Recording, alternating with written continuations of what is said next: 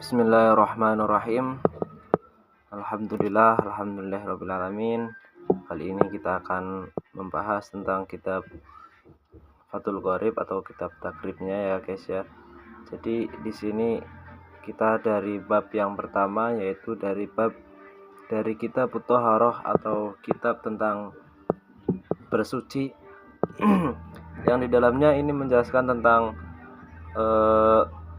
cara-cara bersuci, bagaimana kita bersuci, apa yang bisa mensucikan, apa yang bisa suci, dan macam-macam najis itu juga termasuk. Langsung saja biar tidak memakan waktu terlalu banyak. Dan buat teman-teman yang belum subscribe, bisa di-subscribe dulu biar nggak ketinggalan tentang video-video selanjutnya yang membahas tentang seputar ilmu dari kitab-kitab kuning atau kitab pesantren. Baik, langsung saja di sini untuk kitab yang pertama, bab yang pertama, yaitu Bismillahirrahmanirrahim, kitab Thaharah, al-miyahu allati yajusu at-tahiru biha sab'u miyahin. Jadi yang pertama di sini dari kitab Thaharah adalah menerangkan tentang air, macam-macamnya air yang seperti air yang yajusu at-tahiru biha, air yang bisa atau diperbolehkan untuk bersuci menggunakan air tersebut. Jadi bagaimana kita bersuci itu dengan air yang seperti apa, air yang nanti kita akan jelaskan di kitab Thaharah bab yang pertama. Ada berapa air yang bisa mensucikan atau air suci atau air yang diperbolehkan untuk bersuci atau macam-macamnya air ada berapa? Yaitu ada sab'u miyahin, ada 7 air, 7 macam air. Ma'us sama'i wa ma'ul bahri wa ma'ul nahri wa ma'ul bi'ri wa ma'ul ain wa ma'ul salji wa ma'ul barod. Yang pertama dari ketujuh air, yang pertama adalah air yang diperbolehkan untuk sesuci, yaitu air ma'us sama atau air langit. Air langit itu air apa? Yaitu air yang turun dari langit seperti halnya air hujan. Jadi air langit itu adalah air hujan. Kemudian wa ma'ul bahri, yaitu air laut. Air laut itu diperbolehkan untuk digunakan bersuci. Jadi ketika seperti para nelayan atau seperti orang-orang yang bepergian lewat jalur laut atau seperti apa, itu bisa ketika ingin sholat atau ingin bersuci itu boleh sah menggunakan air laut. Jadi air laut itu hukumnya sah untuk bersuci. Seperti halnya air hujan. Air hujan pun sama. Jadi ketika kita berwudu atau mandi wajib dengan air hujan atau air laut itu diperbolehkan, hukumnya sah. Kemudian air apa lagi? Wa ma'un nahri. Yang ketiga yaitu air bengawan atau air bengawan itu danau ya, bengawan itu juga sama diperbolehkan untuk digunakan dalam bersuci. Kemudian ada wa ma'ul bi'ri. Yang keempat yaitu air sumur. Air sumur ya kita sudah tahu sendiri tentunya air sumur itu seperti apa, air yang berada dari sumur atau air dari galian tanah yang kemudian dalamnya tanah tersebut mengeluarkan air dari sumber-sumber air, mata air. Yang ketiga yaitu ma'ul ain atau dalam bahasa Indonesia adalah mata air. Ya, mata air itu dalam bahasa Indonesianya adalah mata air. Jadi air yang keluar dengan sendirinya dari dalam tanah, tapi tidak ketika air itu keluar dari tanah tapi itu rembesan, itu beda. Misalkan ada paralon di bawah tanah, itu paralon bocor, kemudian airnya itu keluar dari tanah. Nah, itu bukan air sumberan atau mata air. Jadi mata air itu air yang benar-benar keluar dari tanah, sumberan. Wama usalji. Kemudian yang ke-6 itu ada air salju. Air salju itu seperti ketika kita berada di negara-negara barat, itu yang iklimnya ada musim salju.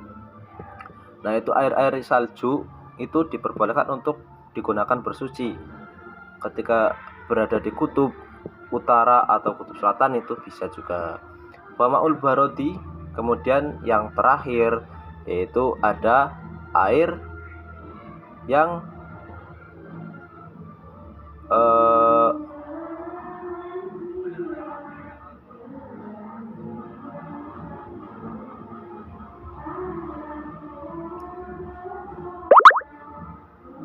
air mata air atau air hujan. Wamaul barodi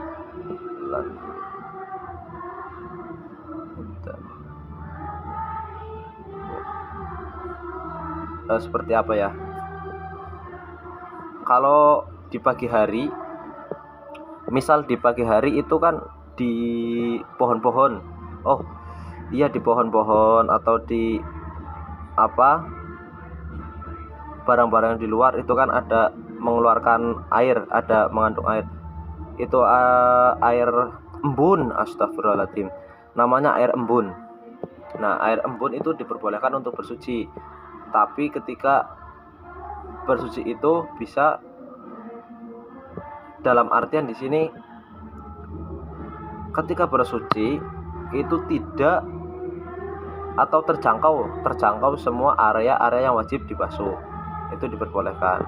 Nah, namun di sini untuk air embun sendiri itu kan sangat sedikit ya guys. Jadi kecuali di sini air embun itu airnya banyak, jadi bisa untuk membasuh semua anggota-anggota yang wajib untuk dibasuh ketika kita bersuci, ya seperti itu. Sumal miyahu ala arba'ati aqsamin. Kemudian air itu dibagi menjadi ke dalam 4 macam. Nah, jadi di sini kan ada air yang sudah dijelaskan tadi di atas, itu ada 7 air yang diperbolehkan untuk bersuci, untuk digunakan bersuci. Jadi air tersebut dari air ke-7-7-nya, dari air ke-7 tersebut di atas tadi itu boleh digunakan untuk bersuci dan air tersebut itu mensucikan. Jadi ketika kita bersuci menggunakan ke-7 air tersebut itu hukumnya sah. Ketika untuk berwudu, mandi besar, intinya untuk menghilangkan hadas itu sah. Seperti itu. Kemudian sumal miyahu ala arba'ati aqsamin. Kemudian ada pembagian air. Pembagiannya air itu ada arba'ati aqsamin, ada 4. Yang pertama apa? Tohirin, mutahhirin. Yang pertama yaitu suci dan mensucikan. Yang pertama ada air suci mensucikan. Jadi air suci mensucikan yaitu tadi yang ada 7, itu air suci mensucikan. Suci mensucikan untuk apa? Khairu makruhin isti'maluhu wa huwa al-ma'ul mutlaq. Di sini dijelaskan bahwasanya air suci yang mensucikan, yang tidak makruh atau tidak memunculkan hal-hal buruk baru dalam menggunakan air tersebut. Jadi ketika kita menggunakan air tersebut itu diperbolehkan, airnya suci mensucikan, juga diperbolehkan. Dalam artian seperti ini, ketika kita berwudu kita berwudu tapi menggunakan air yang kena sinar matahari misalkan, atau ma'us syams, itu air yang terkena matahari, panasnya panas terkena matahari, itu dalam penggunaannya makruh isti'maluhu, makruhin isti'maluhu, seperti itu. Karena apa? Karena akan memunculkan bahaya baru. Seperti halnya misalkan ketika air itu panas, karena air itu panas, maka ketika digunakan untuk bersuci atau digunakan untuk apapun, itu bisa berbahaya kepada diri sendiri, kepada diri yang menggunakan air tersebut. Wa huwa al-ma'ul mutlaq, adapun nama air yang bisa suci, mensucikan dan tidak makruh dalam menggunakannya itu adalah air mutlak. Kemudian yang kedua itu ada mutahhirin makruhin isti'maluhu. Kemudian yang kedua itu ada air suci, mensucikan, tetapi dalam penggunaannya itu dimakruhkan. Wa huwa al-ma'u samas. Nah, ini yang saya jelaskan tadi, yaitu contohnya adalah air yang terkena panasnya sinar matahari, seperti itu. Kemudian yang ketiga ada mutahhirin ghairi mutahhirin li ghairihi wa huwa al-ma'ul musta'mal. Yang ketiga itu ada air suci tetapi tidak bisa mensucikan kepada selain air tersebut, wa huwa al-ma'ul musta'mal, namanya adalah air mustakmal. Nah, di sini yang ketiga itu adalah air mustakmal, yang mana air tersebut itu suci tetapi sudah tidak bisa mensucikan lagi. Contohnya seperti apa? Air yang telah digunakan untuk mensucikan, air yang telah digunakan untuk mensucikan, seperti halnya air bekas kita wudu. Air bekas kita wudu itu hukumnya suci, tetapi untuk kita wudu kembali atau kita gunakan untuk mandi besar itu tidak diperbolehkan. Karena apa? Itu sudah air mustakmal atau air yang telah digunakan dalam menghilangkan hadas, seperti itu.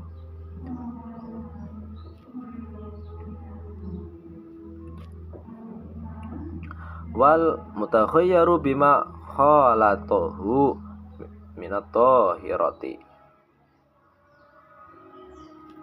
Nah, di sini ada keterangan lagi, wal mutakhayyaru. Alhamdulillahirabbil alamin.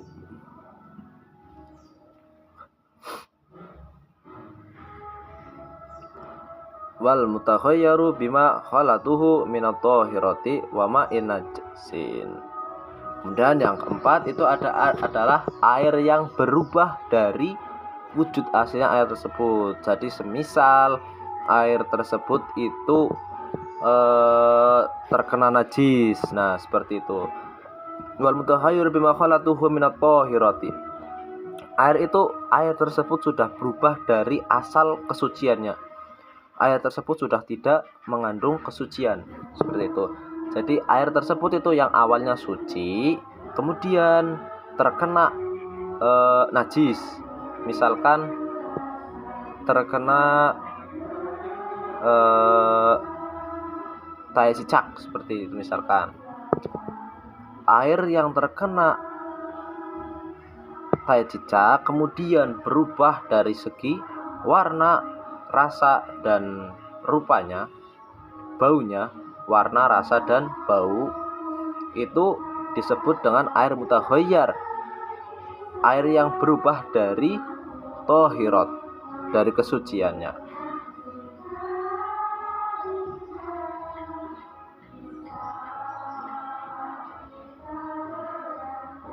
Wal mutaghayyiru bima, dan berubah dalam khalatuhu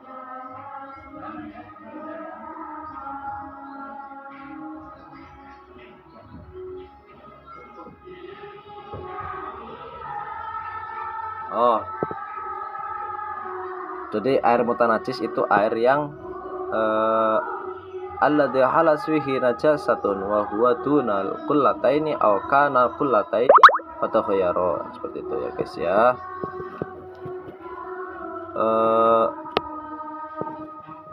Jadi air mutanajis, air yang terakhir itu adalah air mutanajis, air yang telah saya jelaskan tadi. Nah, seperti itu. Ada empat macam air. Yang pertama mutahhir, khairu mutahhir, tohir mutahhir, khairu makruhin. Kemudian yang kedua ada tohir mutahhir makruhin. Kemudian yang keempat ada tohir khairu mutahhir. Yang kelima ada air mutanajis. Seperti itu. Ya, intinya dari keempat tersebut, yang pertama adalah air tohir mutahhir khairu makruhin, itu air yang diperbolehkan. Air yang diperbolehkan untuk digunakan dalam bersuci dan tidak dimakruhkan dalam menggunakannya. Seperti air yang 7 telah dijelaskan di awal tadi, yang 7 macam air, contohnya seperti itu.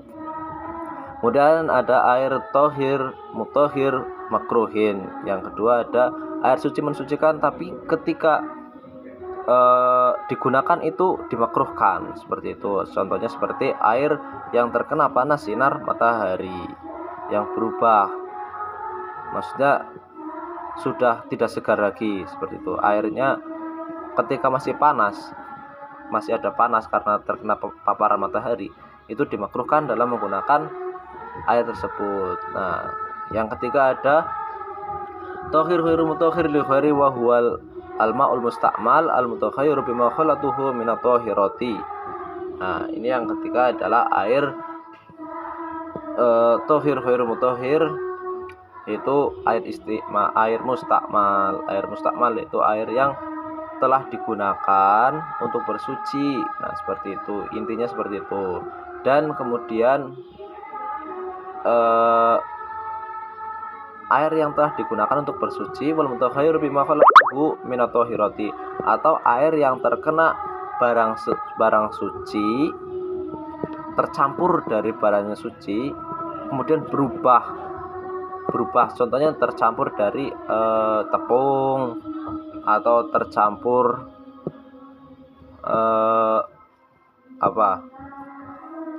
minyak, mentega. Nah, seperti itu. Sudah tercampur barang suci tetapi berubah gitu. Berubah karena tercampur barang-barang suci.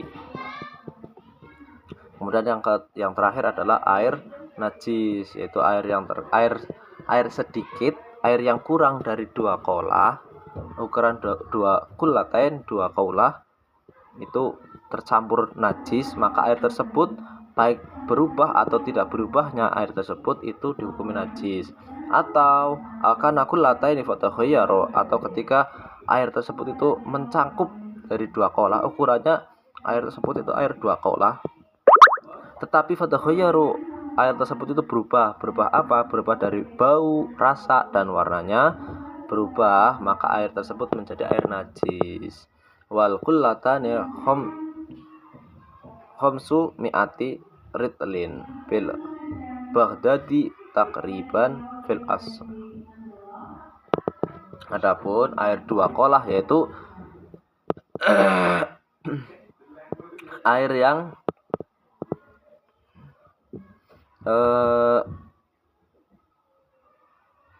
500 ritlin.